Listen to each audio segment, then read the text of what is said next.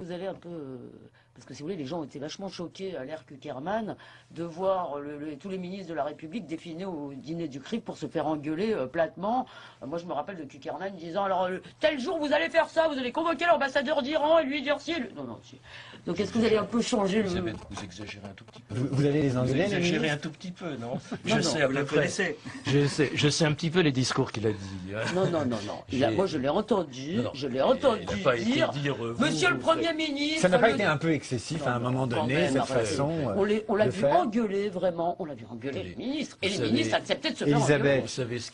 Depuis sa création, ce miracle, disais-je, a étonné le monde. Et ce que nous voulons, c'est rassurer les dirigeants israéliens. Jamais la France ne reconnaîtra de façon unilatérale et sans condition l'État palestinien. C'est justement parce que toute mon histoire, ça a été d'être proche d'Israël. Je voudrais dire que toute ma vie politique, vous le savez, j'ai défendu Israël. Vous avez pu le voir, de nombreuses personnalités, des membres du gouvernement, de l'opposition, François Hollande, Anne Picot, Dominique de Villepin, Corinne Lepage, ils sont tous venus ce soir. Rendez-vous incontournable pour la vie politique française. Bonsoir Xavier Bertrand. J'aurais toujours trouvé un chant d'amour pour Israël et pour ses dirigeants. Par ma femme, je suis lié de manière éternelle à la communauté juive et à Israël, quand même.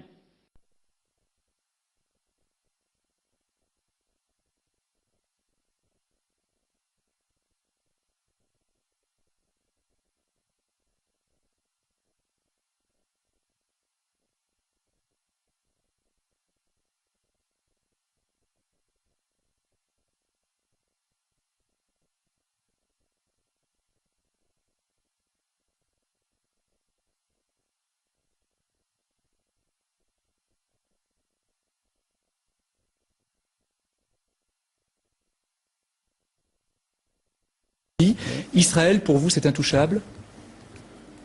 Israël, c'est intouchable, oui.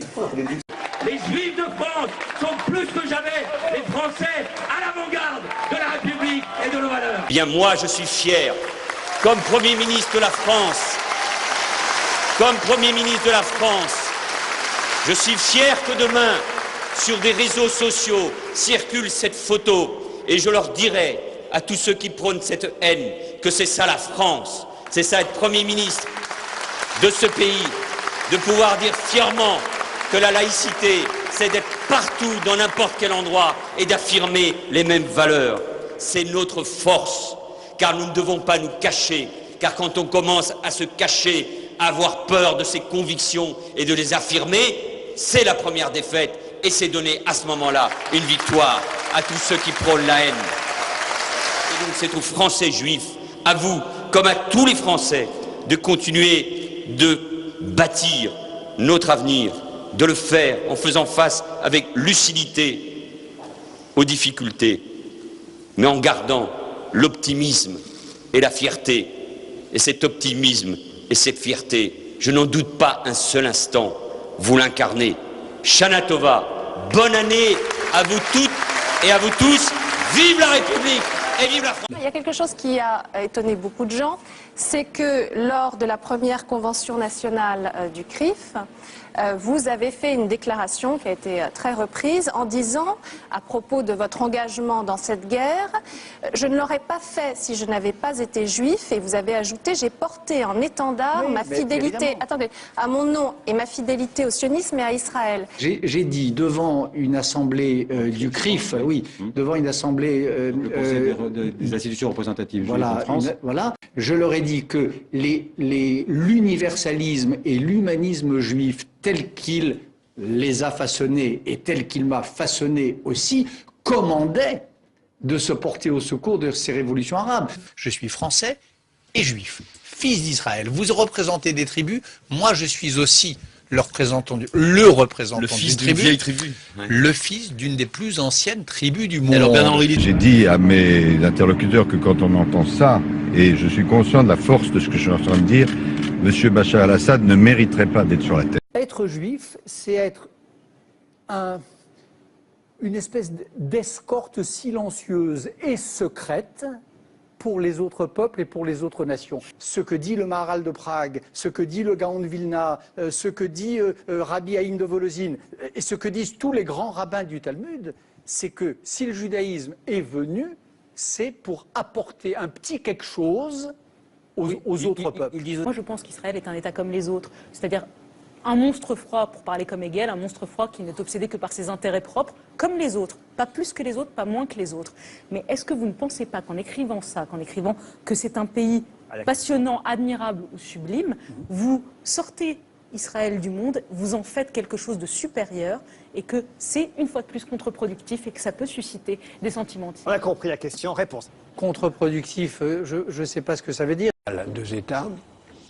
Mais en fait, l'autre situation idéale, c'est une ville qui soit en quelque sorte la capitale planétaire d'un univers. On peut imaginer un gouvernement mondial à Jérusalem, puisque c'est là où serait le point de rencontre de tout le monde.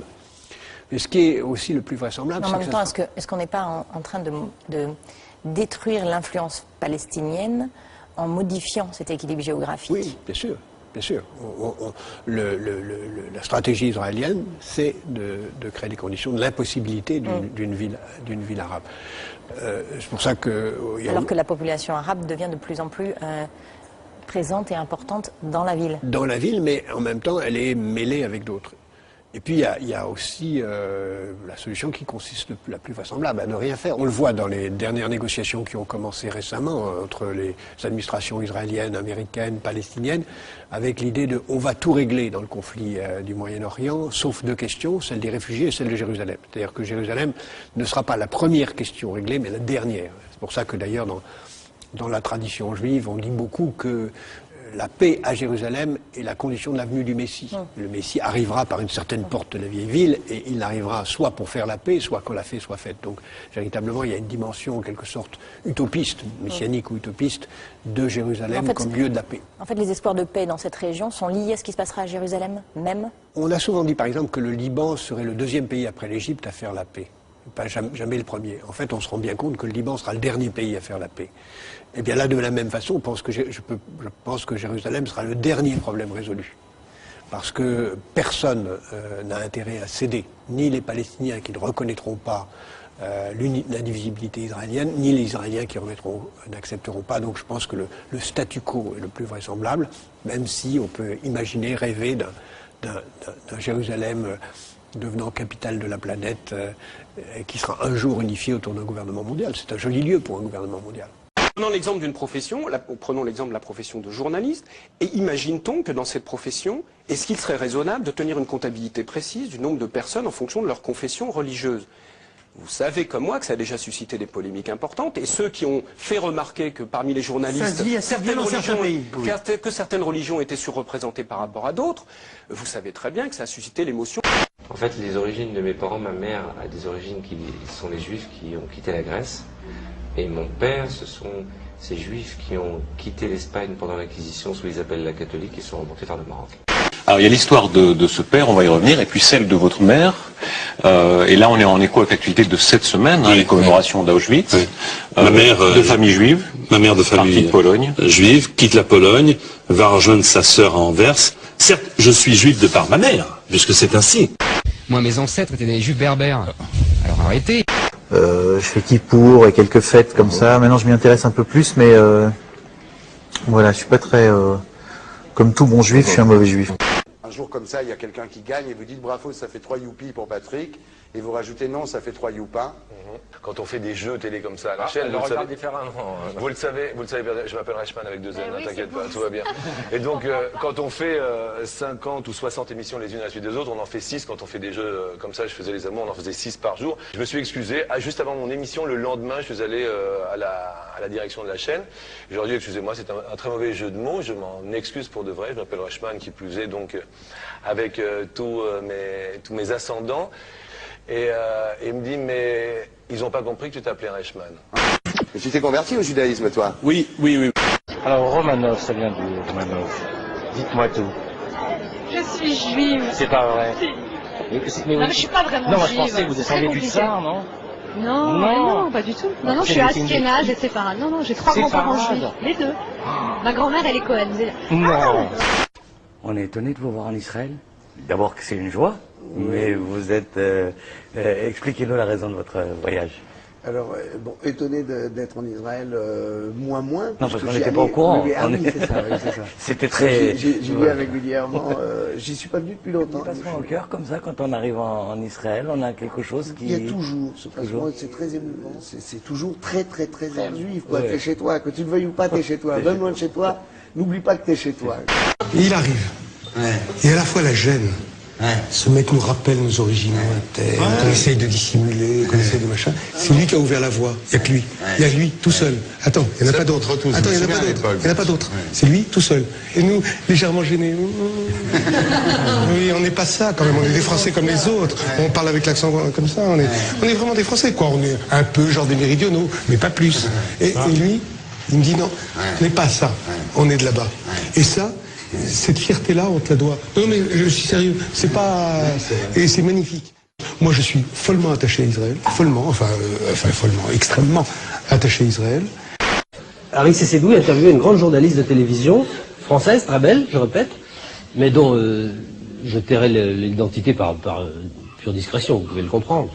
Eh bien, les auteurs demandaient à cette jeune femme si elle aurait épousé Yvan Levaille, pour le cas où il n'aurait pas été juif comme elle. Ben voyez-vous, cette jeune femme a répondu que non, qu'elle n'aurait probablement pas pu tomber amoureuse d'un non-juif. Oui. Plus en arrière, c'est des origines juives. Oui, mais vous savez, oui, du côté de mon père, forcément, parce que vous savez, on dit que toutes les familles qui ont un nom de ville, Zurich, Berne, Lyon ou d'autres sont d'origine juive polonaise, qui était le cas de ma famille paternelle. C'est une responsabilité d'avoir une émission en direct. On vous fait confiance et j'ai pas réagi au bon moment pour l'arrêter là où j'aurais dû l'arrêter et je pense que c'était une erreur professionnelle. Même dans l'hebdomadaire Le Point, vous avez dit « Je pense que le fait que je sois juif est à ses yeux, aux yeux de Dieudonné, un facteur aggravant ». Vous pensez ça vraiment ? Je crois qu'il faut en parler librement et simplement. C'était un moment où on expliquait qu'il y avait une surreprésentation des juifs dans les médias audiovisuels. Et le pouvoir, il est où le pouvoir? Il est à TF1, il est sur le service public. Le pouvoir, il est entre les mains qui détiennent l'information, toutes chaînes confondues. Il a tenu une phrase, il vous a fait dire ce soir, moi, Michel Drucker, juif tunisien. Oui, ce soir, je suis... C'était une première. Mon père s'appelait Abraham, ma mère Lola, chez Flair. Comme Sarko et comme Jonas, on vient de loin, nous aussi. Nicolas Sarkozy a pour mère André Mala, la fille d'un médecin juif originaire de Salonique, en Grèce. Et je suis ravi que pour la première fois, la France est élue au suffrage universel direct. Ça sera mon bonheur, dans mon malheur. Est élu un juif président de la République. Aucun exil, aucune épreuve n'avait pu arracher du cœur du peuple juif le souvenir de la terre promise. On avait eu Léon Blum et Mendès France, Premier ministre, mais on n'avait jamais eu un juif élu au suffrage universel. C'est un beau succès. Et en plus, j'avais Kouchner, ministre des Affaires étrangères. Qu'est-ce que vous voulez de plus ? Israël est choqué du choix éventuel du ministre des Affaires étrangères. Alors, que se passe-t-il? Eh bien, le Jérusalem Post réagit tout simplement aux rumeurs selon lesquelles Hubert Védrine, l'ancien ministre des Affaires étrangères de Lionel Jospin, pourrait reprendre du service dans le gouvernement de Nicolas Sarkozy. C'était visiblement avant que le nom de Bernard Kouchner ne circule avec insistance pour le même poste. Bernard Kouchner qui serait d'ailleurs beaucoup plus israélo-compatible. Bon, à ma décharge, je ne savais pas que Kouchner était juif. Je pensais qu'il était breton. Bon, faut dire aussi que j'ai un frère qui s'appelle David, qui est goy. Il y a des pièges. Alors, est-ce que j'aurais dû vérifier les origines de Kouchner avant d'écrire mon papier? Non, ce serait de l'antisémitisme à l'envers. L'hymne national d'Israël chanté par des députés de la République, l'image est assez rare. De droite comme de gauche, des parlementaires, des amis d'Israël, pour dire non à la reconnaissance unilatérale d'un État palestinien. De ce sentiment pénible, d'être continuellement interpellé sur notre soutien à Israël. Cette interpellation, je l'appelle israélophobie. Je ne demande évidemment pas à l'interdire, je demande à y réfléchir. À Bruxelles, les services de sécurité du Conseil européen ont découvert des écoutes téléphoniques illégales dans le bâtiment qui accueille régulièrement les réunions des ministres des 15. Le plus grand scandale d'espionnage de l'après-guerre vient d'éclater à Bruxelles. Comme les autres agences de renseignement mènent leur enquête. Tous veulent des éléments de réponse. Pour faire toute la lumière sur ce scandale, un service a été saisi. Le comité R. C'est l'organe de contrôle des renseignements belges. Le comité R a consacré un rapport de 21 pages à l'affaire du Juste Lips. Et il s'attarde sur un point de l'enquête. Dans les documents que la Sûreté de l'État nous ont remis, il y a plusieurs documents qui font référence à une société qui a travaillé pour l'installation notamment des systèmes de traduction, et c'est une société israélienne, voilà. On n'en tire pas de conclusion. Quelle est cette mystérieuse entreprise? Nous avons retrouvé son nom, Comverse. Une société qui est dans le viseur d'Interpol. La police fédérale adresse une demande officielle d'information à la Sûreté au sujet d'éventuelles activités d'espionnage de la firme israélienne. Elle fait savoir qu'Interpol lui a indiqué que cette firme faisait l'objet de poursuites aux États-Unis, notamment pour des faits d'espionnage. Suite à ces poursuites, Comverse change de nom et devient Verint. C'est le leader mondial de l'interception électronique. D'ailleurs, la multinationale partage sa vision du monde dans des vidéos à sa gloire. This is us, the people of the world. We're constantly communicating with each other, leaving our own unique footprints. Most of us are just living our lives, but some are involved in such illicit activities as crime and terror. The challenge is to intercept and locate their footprints from all of the big data that's in motion. That's what Verint Communications and Cyber Intelligence Solutions do. Comment imaginer que la Belgique n'ait effectué aucune vérification de sécurité sur cette société? Que les autorités belges, responsables de la construction du bâtiment, confient la sonorisation du bâtiment à une société à capital, non pas belge ou européen, mais avec un capital étranger, en l'occurrence israélien ou américain ou russe ou chinois, c'est juste de l'incompétence.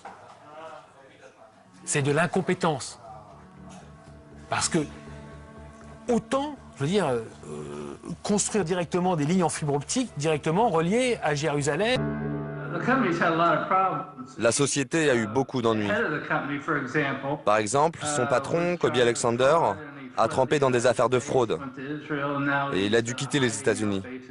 Il s'est réfugié en Israël et maintenant il se cache quelque part en Namibie. Donc vraiment, c'est une société qui a une très très mauvaise réputation. Plus étrange encore, le rapport du comité R précise que la société appartiendrait à 40% au ministère de l'Intérieur israélien. Plusieurs éléments me troublent à propos de Verint. D'abord, c'est une société qui a été créée en Israël. Ensuite, certains employés, dont le dirigeant Kobi Alexander, ont des liens étroits avec les services secrets israéliens. Donc, pourquoi est-ce qu'on n'a jamais trouvé les responsables des écoutes du Juste Lips? Parce que derrière c'est Israël, et donc derrière Israël c'est l'Amérique, et donc personne n'a intérêt à déterrer cette histoire.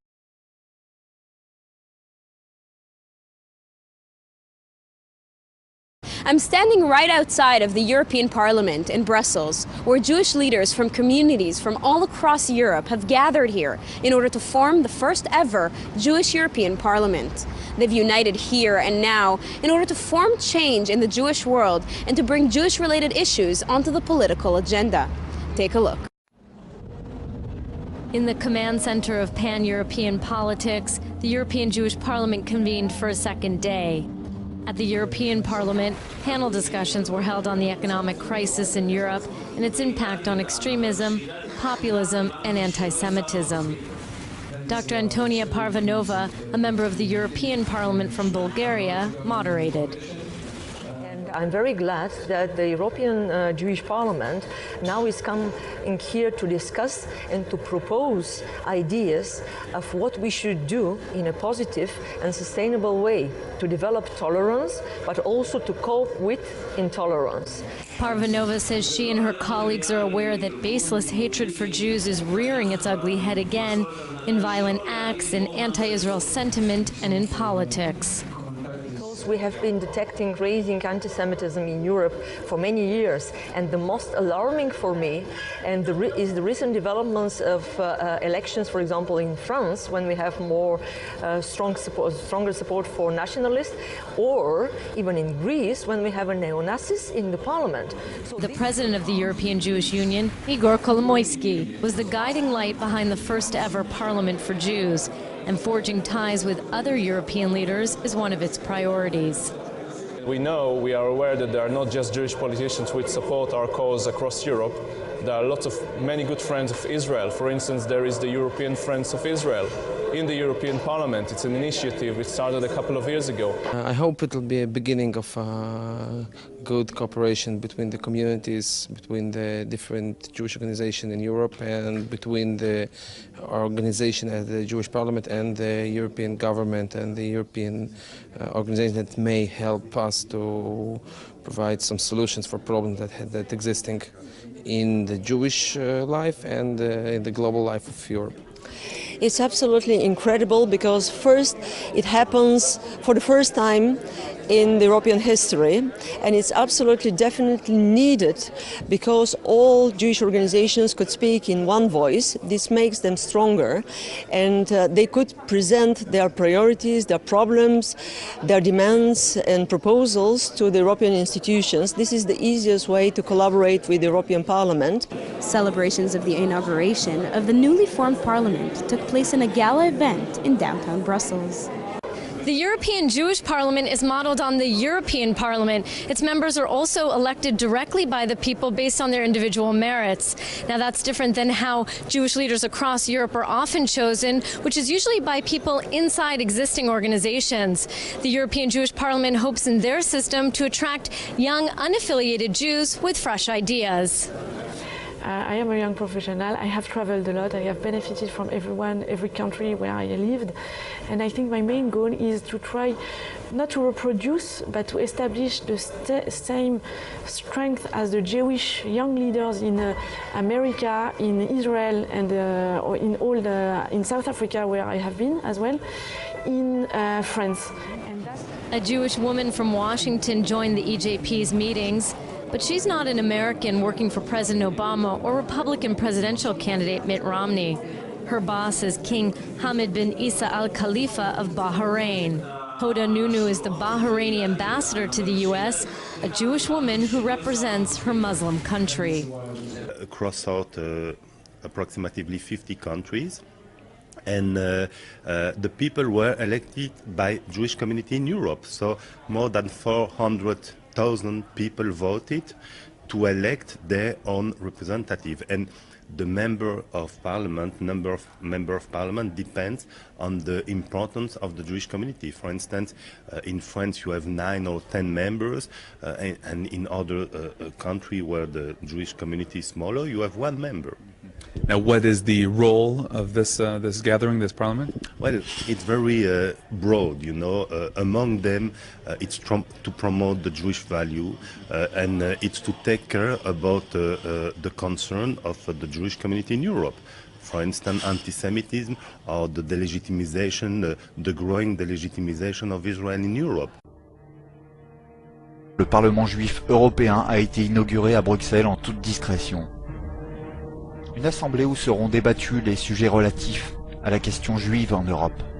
Les juifs seront représentés par 120 parlementaires. Notez que ce parlement se trouve dans le même bâtiment que le Parlement européen. Ce sont des juifs français et européens qui ont élu ces représentants, mais aussi des Russes, des Slovènes, des Kazakhs et même des juifs de San Marin et Gibraltar. En quoi les citoyens de pays non européens ont légitimité à élire un parlement juif qui se prétend européen ? Ces 120 députés du Parlement juif européen sont censés représenter 47 pays. Cela en fait donc 20 de trop qui n'ont rien à voir avec l'Europe. Je cite Javier Solana à ce sujet. La phrase a été prononcée mercredi 21 octobre 2009 à Jérusalem. Israël, permettez-moi de le dire, est un membre de l'Union européenne sans être membre de ses institutions. L'État juif, a-t-il souligné, est partie prenante à tous les programmes de l'Europe des 27, notamment dans les domaines de la recherche et de la technologie. Il poursuit. Aucun pays hors du continent n'a le type de relation qu'Israël entretient avec l'Union européenne.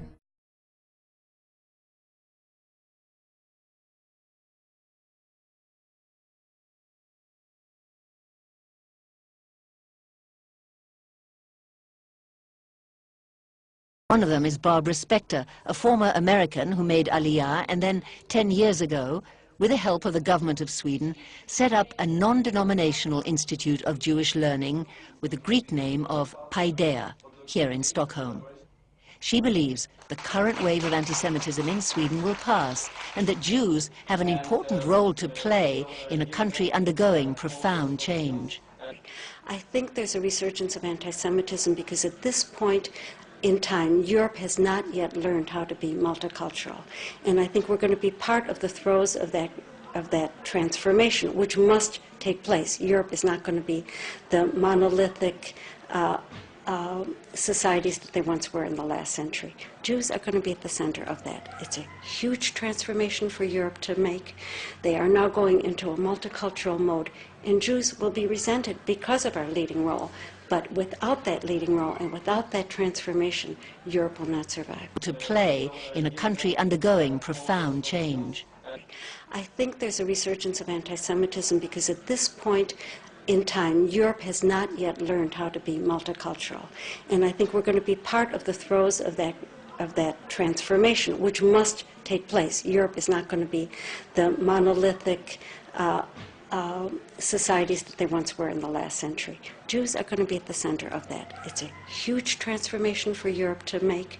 They are now going into a multicultural mode, and Jews will be resented because of our leading role. But without that leading role and without that transformation, Europe will not survive.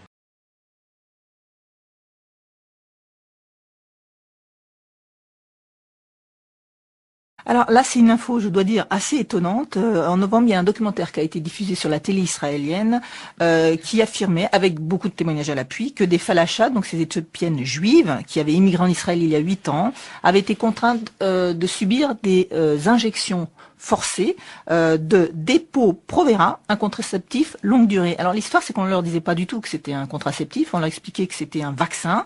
L'injection devait être renouvelée tous les 3 mois, et si elle ne revenait pas au bout de 3 mois, eh ben, elles perdaient leur droit à certaines aides financières et soins médicaux. Ça a fait quand même chuter la natalité de cette communauté de 50%. Qui fait des bus réservés aux musulmans, je crois. Ces travailleurs palestiniens s'apprêtent à emprunter l'une des 2 nouvelles lignes de bus mises en place hier par l'État hébreu pour relier le passage d'Eyal au nord de la Cisjordanie à Tel Aviv. Des bus où ils ne croiseront aucun Israélien. Ce gouvernement est en train de collaborer avec un système raciste, en créant des bus pour les Palestiniens et d'autres pour les colons israéliens. Sur ce territoire de Cisjordanie, on est plus proche de l'apartheid que de la démocratie.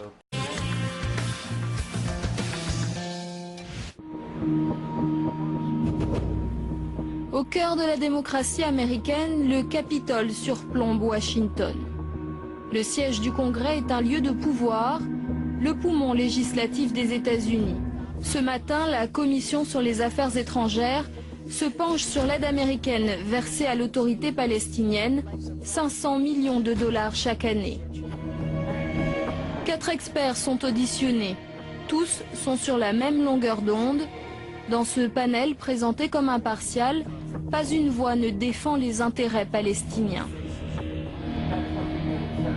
Comme les 3 autres experts à ses côtés, David Mekowski est proche de l'AIPAC. L'AIPAC, c'est l'American Israel Public Affairs Committee, le principal lobby pro-israélien aux États-Unis. Mekowski travaille dans un laboratoire d'idées créé par l'AIPAC pour irriguer le débat public. Jonathan Schanzer est lui directement payé par l'AIPAC pour porter la bonne parole lors des séminaires réservés aux parlementaires. Tous 2 alimentent le Congrès, mais aussi les médias, la Maison-Blanche et les partis politiques avec leurs analyses. l'AIPAC siège dans ses bureaux flambant neufs à Washington. Depuis plus de 40 ans, ce lobby défend les intérêts de l'État hébreu aux États-Unis. Un lobby qui n'aime pas l'intrusion des caméras et qui a refusé de répondre à nos questions. Chaque année, l'AIPAC étale sa puissance lors de son gala annuel. C'est l'un des événements les plus importants de l'année politique américaine, une démonstration de force qui voit accourir les membres du Congrès, mais aussi les politiciens étrangers et les riches donateurs pour 3 jours de conférences. Chaque année, le Premier ministre israélien et le président américain font le déplacement. Le lien entre les États-Unis et Israël est inaltérable. L'engagement de l'Amérique pour la sécurité d'Israël est indestructible. Aucun vote à l'ONU ne créera un État palestinien indépendant. Les États-Unis se dresseront contre tout effort pour isoler Israël aux Nations Unies ou ailleurs. La légitimité de l'État hébreu ne peut être l'objet d'un débat.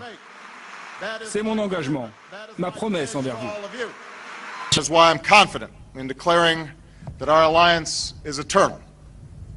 It is forever. Lanetzach.